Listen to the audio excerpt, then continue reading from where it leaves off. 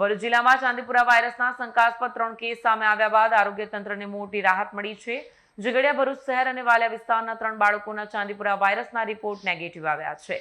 સારવાર બાદ 3 બાળકો સંપૂર્ણ સ્વસ્થ થતા તેમને હોસ્પિટલમાંથી ડિસ્ચાર્જ આપવામાં આવ્યું છે.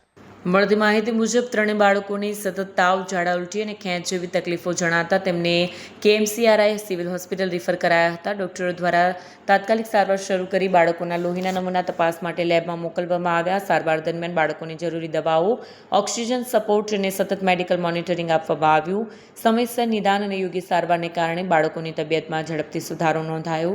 લેબ રિપોર્ટમાં 3 બાળકો ચાંદીપુરા વાયરસથી સંક્રમિત ન હોવાનું સામે આવતા આરોગ્ય વિભાગ અને તબીબોએ રાહત અનુભવી. હોસ્પિટલ તંત્રએ જણાવ્યું છે કે સમયસર સારવાર અને સતત દેખરેખના કારણે બાળકો સ્વસ્થ થયા છે. મારું નામ ડૉક્ટર રુસિલ વસાવા છે.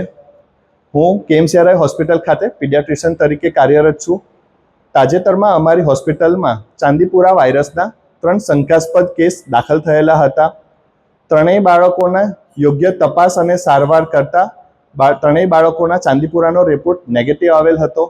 બાળકોને સ્વાસ્થ્યમાં સુધાર થતાં 3 બાળકોને સક્સેસફુલી ડિસ્ચાર્જ કરેલ છે. KMCRI હોસ્પિટલ ખાતે ઇમરજન્સી સુવિધાઓ 24 કલાક કાર્યરત છે. તેમજ યોગ્ય દવાઓથી માંડીને ઓક્સિજનની સુવિધા અને વેન્ટિલેટરની સુવિધા પણ 24 કલાક હાજર છે. મેડિકલ સ્ટાફથી લઈને નર્સિંગ સ્ટાફ અને મેનેજમેન્ટ કોઈપણ જાતની ઇમરજન્સી માટે કાર્યરત છે.